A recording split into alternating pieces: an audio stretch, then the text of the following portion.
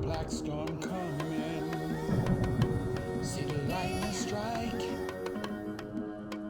Black people rising.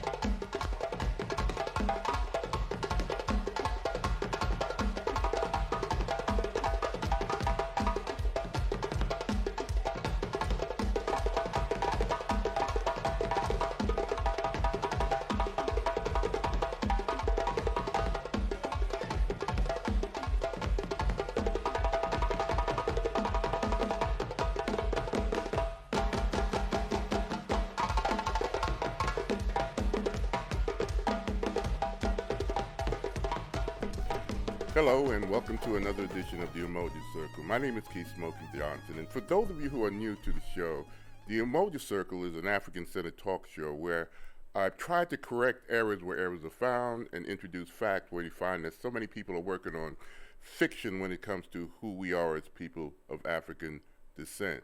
Now today's topic, I hope this is Black History Month, February of 2026, 100 years from the time that Brother Carter G. Woodson did the first Black History Week celebration with his organization, February 1926, so 100-year anniversary of this celebration of we people of African descent. And this topic, I think, would be a very important topic that I'm going to try to express, not only for Black Heritage Month or Black History Month, but something that you could do more research throughout the year. And it's about how we speak, this language. Many people think that people of African descent, enslaved people, when they hear us speak a language that we're speaking English. In 1973, there was a Dr. Robert L. Williams, who was a social scientist, coined the term Ebonics. And what that term was, it came from a contraction of two words, ebony and phonics, the sound of the language, black language, or black. Many people think that we're speaking black English or bad English or some type of bad interpretation of English, but people don't realize, and it has been proven that people of African descent at least speaks two languages. You might not know this. It kind of ties into what W.E.B. Du Bois talked about, the dual consciousness, when he wrote in his famous book, Soul of Black Folks. He's another social scientist, Harvard trained, Dr. W.E.B. Du Bois, talked about the consciousness that we have when we speak amongst ourselves, in our communities, in our households. And there's another consciousness that we have when we go out into this white world, this white dominant world, where we speak that proper English or attempt to do that, okay? But the thing is that when our young children are at home, before they go to the first grade or kindergarten, they're indoctrinated into a language that they call Ebonics, that we've been speaking for over 400 years. Let me just read this little statement that I have here. Ebonics is an African American language system created and spoken for the past 400 years by kidnapped and enslaved African people, mostly from along the African continent's western coast, and passed on to us to this day in America, us, their descendants. Ebonics is not an English dialect. This is what Dr. Robert Williams believed in. And I'm going to talk about the person that the video is that you saw before I came on. He's the one who came up with this, not a theory. It's a proven fact by now. Way back in 1929, around the time, even 3 years after Black History Month was established, he started coming up with this understanding. I'm going to talk about this. But I want you to understand that it affected a lot of thinking, especially Brother Robert Williams. He coined that term Ebonics on January 26, 1973, during a national conference called the Cognitive and Language Development of Black Children. A lot of people today, I hear this in a lot of this discussion, showing the fact that a lot of people really don't read or doesn't understand our history, even though we have Black History Month. Because many of you most likely never heard of this conference. This conference took place in St. Louis, Missouri, and involved Black scholars and language researchers, including linguist Ernie Smith, for example, discussing the language of Black children and the legacy of enslavement. See, language is a very powerful thing. To continue to have the idea of the illiterate Black person, the way we spoke was also disparaged. And we should understand that was not, there's no such thing as any perfect language. No language is not better than the other language. And Black people created. The brilliance of those enslaved people that came on those ships was the fact that they created a unique language system because of the isolation of enslavement, segregation, where we were established and isolated from the major population by Black codes and slave codes and plantation life. We developed our own language system, okay, using English words. See, what we get confused is that we use English words, but the syntax, the order, the phonetics, the sound, that's Western Africans. We came from 100 different ethnic groups who spoke multiple different languages when we came on those ships. And we brought that with us to this land.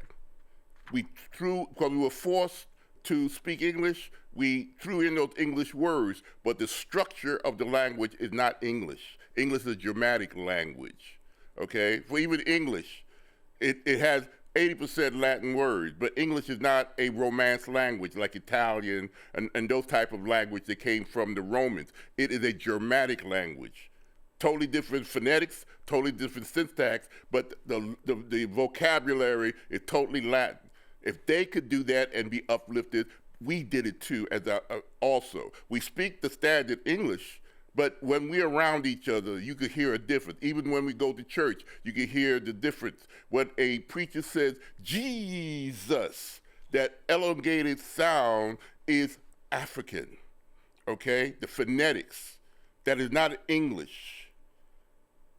Okay, so we do speak two languages, but we are not aware of that. That's the purpose of what Carter G. Woodson was saying. Learn our history throughout the year, and then on Black History Month, talk about what you've learned about ourselves.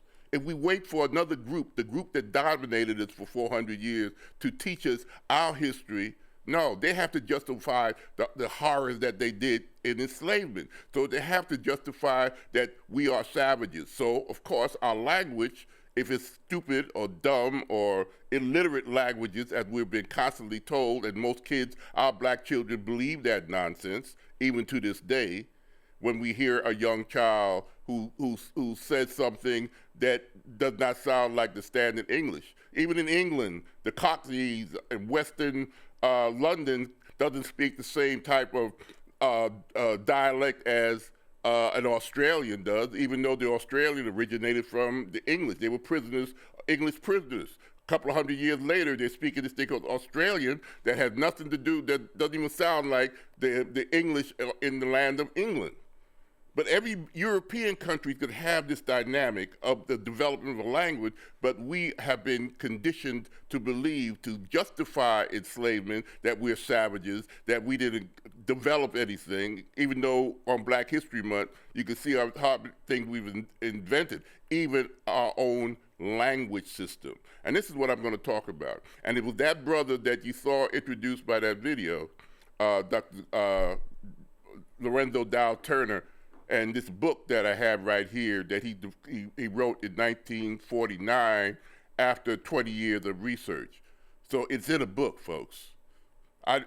One of the things in the Umoja circle that I always try to show, that the African-American language called Ebonics is what I'm going to be talking about, but we're going to be using the Gullah area of South Carolina along the eastern coast of the Carolinas and those islands where he experimented on it. But he's talking about all the different language system that we developed because of the isolation. And Gullah is the language that he used. Now, you could still talk, I'm not only talking about here in America, throughout the diaspora. We got to understand that those ships did not bring Jamaicans. They didn't just bring people from Haiti. It didn't bring people from Barbados. It didn't bring people from Puerto Rico or throughout the diaspora or Brazil or wherever you have people of African descent throughout our diaspora. It brought Africans. It brought Fani. They brought Hausa, Angolan, Congolese. All of these people had their own language system. Let me put it this way. I'm going to use a technique that the Marvel universe used, where you have these multiple universes. Well, let's go to an alternate universe so I can make my point clear. Say, for example, in this universe, we know that Europe is the one that went to Africa, captured and enslaved and human trafficked people across the Atlantic to these shores, to this Western world. It spread us out throughout the Caribbean, the Bahamas, South America, Central America, and places like that, and all through America, all the way up to Canada. We, people of African descent, were captured for not to be taught to be doctors, lawyers, but for enslavement. But in this alternate universe, let's just say the dominant culture is Japanese. And that Japanese empire went to Europe in that universe. And it captured German, it captured the French people, it captured Italians. They all look white. You know, people from the Netherlands, Norway. Now, not only did those different Europeans, white-looking European, have to understand each other's languages to communicate in this enslavement that in this alternate universe they were in, they had to be forced, they were forced by the enslaving Japanese culture that they brought back to speak this alien language called Japanese. in that universe. Now, would you say, and for hundreds of years, they were disparaged and told that they didn't accomplish anything and that language that they're speaking is dumb Japanese, but no, they brought their European cultural foundational languages and communicated with each other and also had to speak this language to those oppressors who were in Japanese in that universe. I want you to understand this is what happened to people of African descent. Those people were brilliant in order to do that, to create a whole different languages. I want you to see it from a different perspective. And that language did not have a name until 1973 when Dr. Williams and in that conference in St. Louis, they came up with this thing to call that African language, but they were influenced by Dr. Lorenzo Dow Turner. So let's go on and I'll talk about that great scholar, okay? And I want to start with this thought. Only through a clear knowledge of our history can we ever begin to appreciate and make sense of what we truly inherited as people of African descent in America. That's my point with that story. It is through my study of great black scholars like Harvard-trained linguist Dr. Lorenzo Dow Turner that I've developed what I now call a language loyalty to the African American language system known since the 1970s as Ebonics. You speak Ebonics and be proud of it. Also, you speak the standard English. You speak at least 2 languages, folks. Let's go on to the next. Along with our music, this language system called Ebonics today, I now consider one of Black Americans' greatest and most powerful creations. Let's make that short. Let's go on to the next. It's a language that became a unifying force for so many of the various ethnic groups taken from Africa and brought to the Americas during the European slave trade in this reality, this universe. African people who shared the same horrendous experience of enslavement. You see, the language of Ebonics come out of that very history and experience of those African speakers, okay?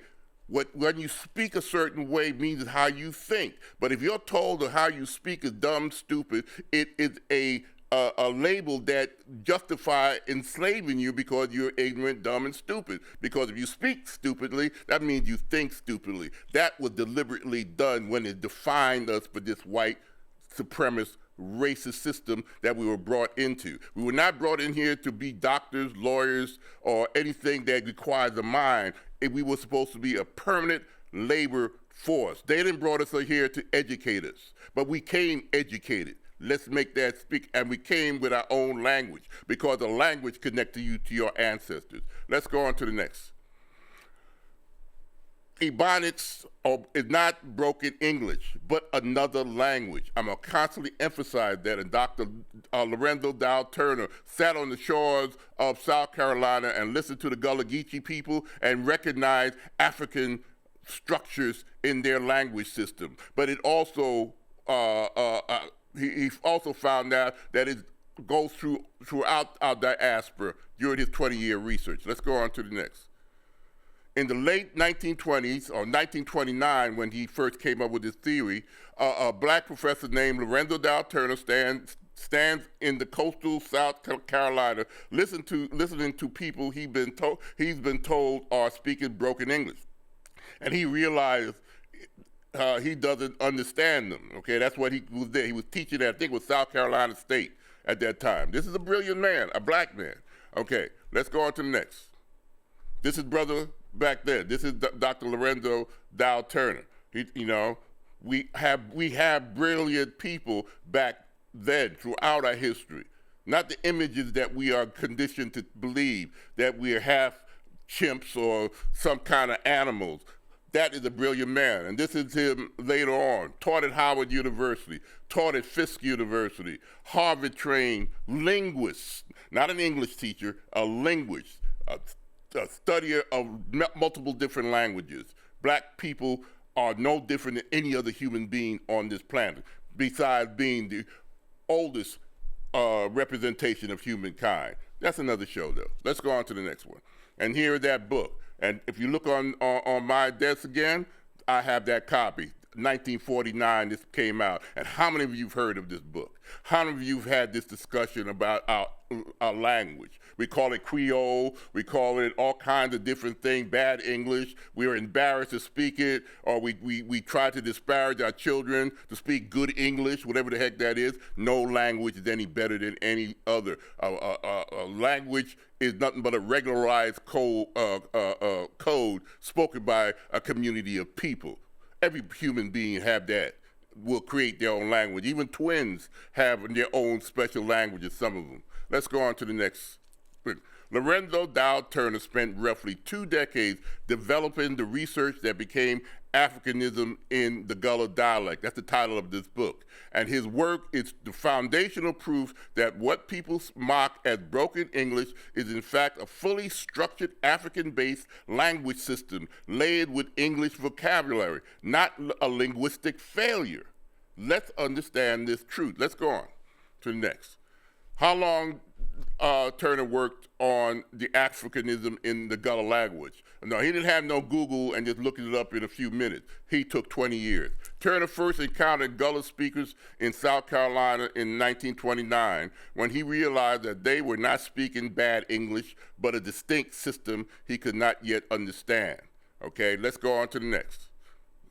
That encounter set him into formal linguistic training in 1930s and into field work across the Sea Islands, off the coast of South Carolina, West Africa, where we were brought from enslavement, throughout Louisiana, into Brazil, throughout the 1930s and 40s. You know, the book came out in 1949. He started in 1929. 20 years of diligent, well-researched linguistic research. Let's go on to the next. Okay, so Africanism in the Gullah dialect was finally published again in 1949, meaning the core projects from first serious encounter to book spanned about 20 years, like I said. Let's go on to the next. Why the book is so important? Why did brother Dr. Robert L. Williams in 1973 came up with the word for this language system called Ebonics? Because of this research that he's working on. He was also a great scholar, Dr. Williams, based on this book and other research by Dr. Lorenzo Dow Turner that you should know about. Before Turner, many white scholars and even some black educators influenced by them dismissed Gullah as a degenerate, illiterate form of English. His book shattered that stereotype. How many of you know that when you have this discussion? Most of you, I believe, would believe the white scholars that we speak bad English, that our children who never heard English if they come from the South or even from the Caribbean,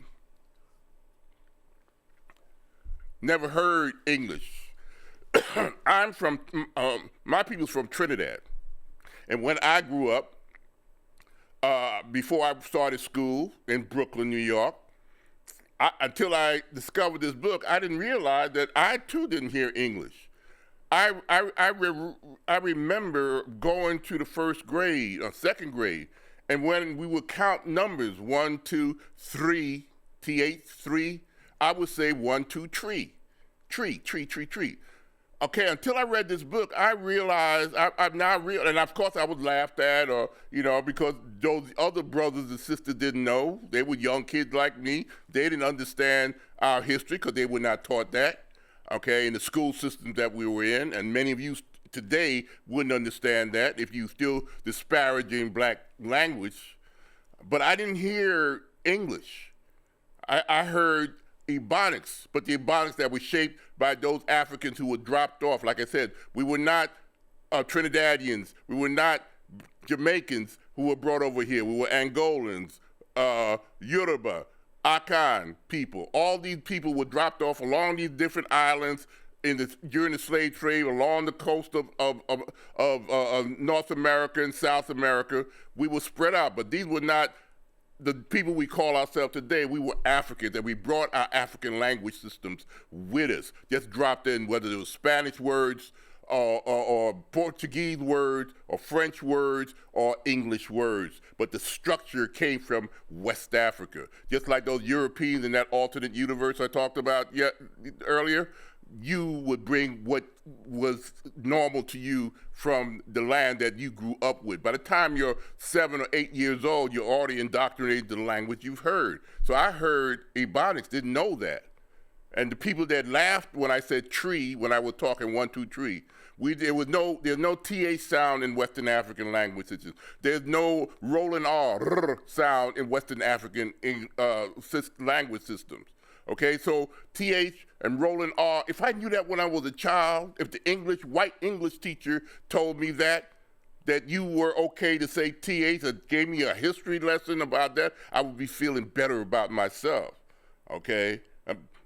So that is what I'm talking about. We're still dealing with this issue to this very day of who we are. A language represents a people, but if the language is disparaged, guess what they're saying about the mentality of the people? Let's go on to the next. And I will continue, of course, this into the next show. Turner documented hundreds of clear continuities between Gullah and West African language systems. Again, he was using the Gullah language people to do his research. In vocabulary, phonetics, which is the sound patterns, and grammar, showing that Gullah is I don't like the word Creole, but with a strong African substrate, not random errors. Let's go on to the next. He identified African loanwords and nicknames like Kutu, Bukara, Anayim, and traced the peanut and all these other terms also came out of African terminology, traced them to specific languages in Sierra Leone and other parts of West Africa, demonstrated cultural memory encoded in everyday speech, okay? We pass it down from generation to generation, even to this day we're speaking it and we don't know it. Let's go on to the next, I got less than a minute. Because of this, Africanism in the Gullah dialect is still described as the first and still most important book on Gullah language and as a landmark in African-centered linguistic and African American studies, okay? Those of us who know our history know this, because I learned about this from a great scholar, Dr. Molefi Dr. Molefi.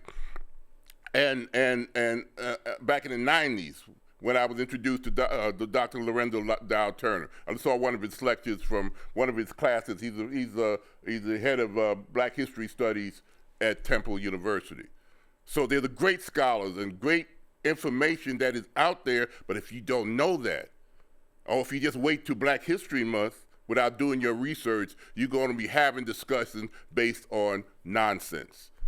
And let's go on to the next one and see if I'm going to stop here. Linguistics have shown that the features like distribution of certain consonants and absence of some English vowels and specific syllable patterns in Gullah align directly with African language, notwithstanding English. And I will leave it right here and continue in the next show. So like you see, Ebonics is an American, African language system, okay? A unique language system that you need to know about. But until next time, I'm going to leave it right here. Peace, Hotep. Bye-bye.